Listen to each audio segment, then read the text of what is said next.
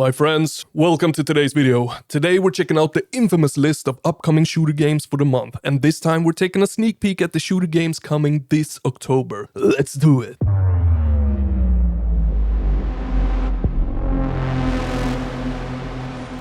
Yes sir, we are starting this list off by talking about a game releasing on the 29th of September, just because I'm quite looking forward to this game and it didn't make last month's list due to it being a late bloomer when it comes to announcing the release date. So here it is, on this list instead, just so you don't miss it. Introducing Super Buff HD, a truly fast-paced first-person shooter where you smash and shoot your way through some really interesting looking levels and enemies. It looks to be taken straight out of my notebook from my meetings at work. But what makes this one a little extra interesting, apart from its gorgeous visuals, is its mechanics. As an example, it lets you surf on the bodies of your enemies, amping up that fast speed and mobility so that you can traverse and evade easier in the game's fairly open but very big levels. And those levels are truly loaded with some crazy but never overly crazy stuff and enemies. I just hope that there is some variety in the gameplay and the level objectives, and that it won't get dull after a while, but only time can tell, and I am definitely down to checking it out.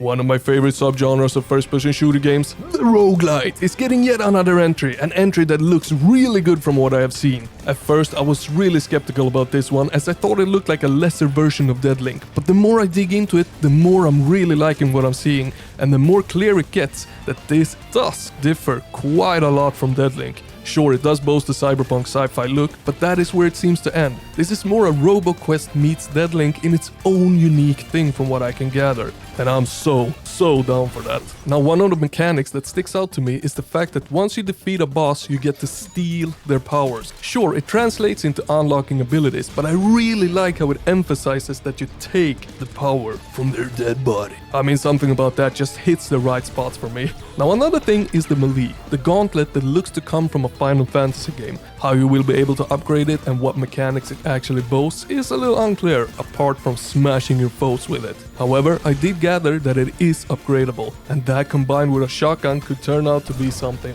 really nice.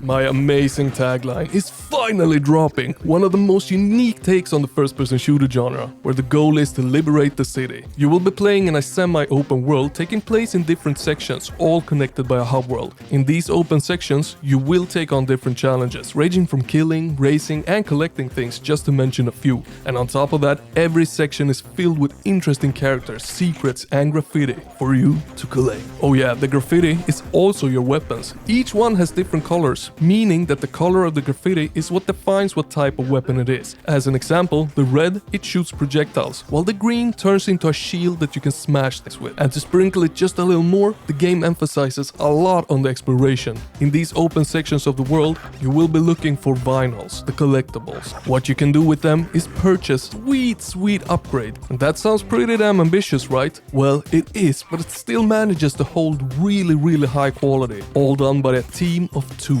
Something that could throw a lot of people off is the style of the game, however. The world is very grey and white, but of course it is intentional. Nonetheless, you will be seeing a lot of it, so prepare for that.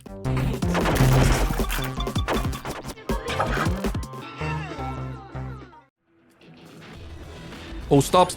This is one hard nut to crack. Or no, I mean this is one hard game to play. But it is really fun. There is a demo that you can play, which I do recommend that you do, because it is really hard getting a feel for what this game is just by watching it. It looks scarier than it is. It isn't all that scary or uncontrollable, but it is really hard. I mean, if you stop for 1 second in the game, it's game over. And naturally, you do want to stop now and then. As an example, sometimes the game requires you to do platforming without holding your hand. There is no yellow paint showing you where to go, so instinctively, you want to stop and look around. But if you do that, it's game over. And to top that, the game is heavily physics-based, letting you pick up anything and everything to hurl at your enemies. It's the definition of using your environment as your weapon. However, nailing a level is a new level of euphoria, and it does get easier and easier as you go and start getting the hang of the game's mechanics and so on. So if you are looking for an incredibly unique and well-crafted experience that will challenge you and your skills, then Stop Dead is without a doubt going to be for you.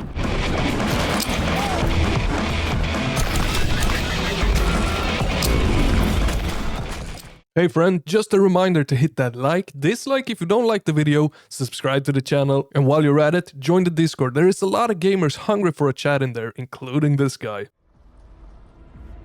Now this is a special one that we, the Bratske community, have been a part of for a very long time. This is very much a Quake-like game that the developer was kind enough to give me access to months ago. So streamed it I did, and we together gathered feedback that the developer took a lot of notes of and started working on. Hence we were part of shaping the future of this game. Now I have not played it for a long while, but I can really tell you that it is its own unique thing. I mean, it both looks and feels like its own thing, with a lot of inspiration clearly taken from Quake. Now how the game shaped up and how it plays now, well, we will look more into that in a future stream or a review of it. But for now, I wanted to let you know that it is dropping very soon, and it is worth keeping an eye out for if you're looking for a fever dream like Quake that is all in all a very straightforward experience. Good for letting off some steam after a hard day of work, or a day of annoying kids.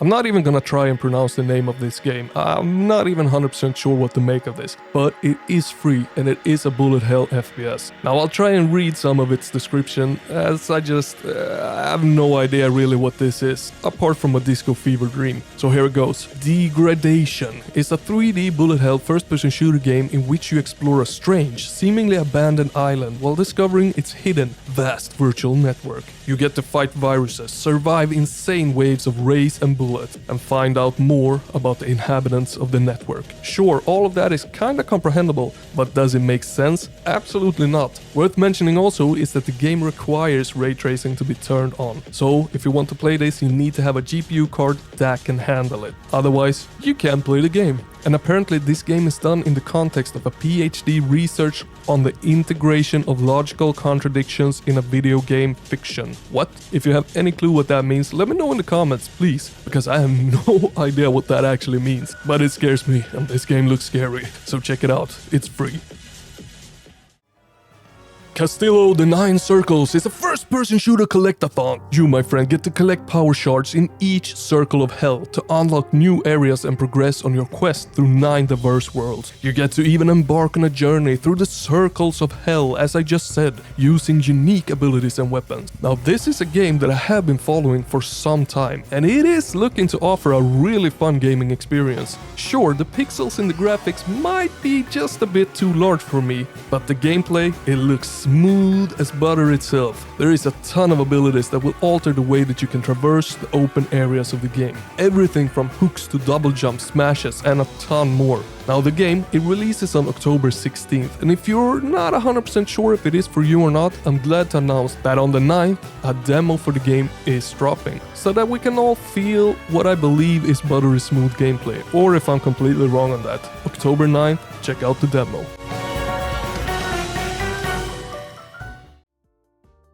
Oh boy, Calcium Contract, the game that looks so weird in so many ways. Everything from the colors to the enemies and the weapons. But whatever you do not let that fool you. This game is so much fun. It's been created on a custom engine for that extra good and unique feel, which really shines through when you play it. It's like playing a unique game from the 90s that looks super crisp. In short, the game plays and feels a lot like Doom, but as I said, it manages to feel unique. The level design from what I have played is just as you expect. The weapons, they're actually both satisfying and fun, with an emphasis on fun. I love the little skulls that reloads the weapons, and that is just one of many small details that this game offers. Now, I will be putting out a review on this as soon as I get the time for it, hopefully before the 17th of October. So keep an eye out for this one, especially if you like Doom or Doom mods. This will tingle all the right nerves for you in that case.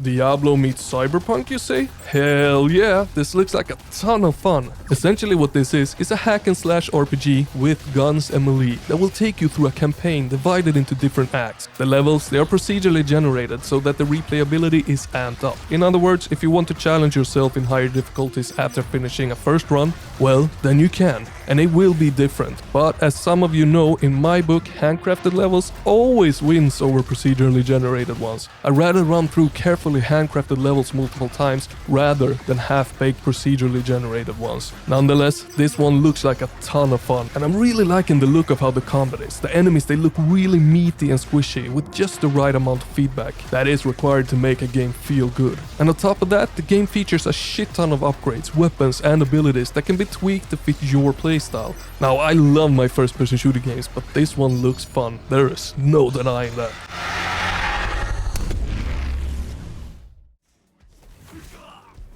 Okay, so here we have yet another challenging game, and that is no other than Ghostrunner 2. And for some reason I almost completely missed that this one was coming out. But as soon as I noticed, I had to jump into the demo that exists on Steam that you can play right now as well if you want to. And I can tell you that it is good. It is very good. It's pretty much like the first game, but more beautifuler, more betterer, with some new additions here and there. I mean, you will be slicing with your sword, deflecting bullets, jump around with your hook, wall run like a pro, and fire your throwing stars in some very gorgeous cyberpunk environments. Now, I don't know all the new things with the second installment to this game, but one that really sticks out is the motorcycle, and it's actually pretty damn good. I mean, the motorcycle will have you evading different obstacles, boost through jumps, run up and down on walls, and slice your sword on triggers to open doors. Might sound a little bit basic, but it feels good and cool doing it. Now, this game, it isn't really challenging as, like, say, Stop Dead, but more methodical. You won't be going as fast as you can if you're not going for the leaderboard's top positions. Instead, you will be going for a more methodical approach. You will be parrying bullets, slicing heads off, and jumping around, running on walls, almost to your own beat in your head.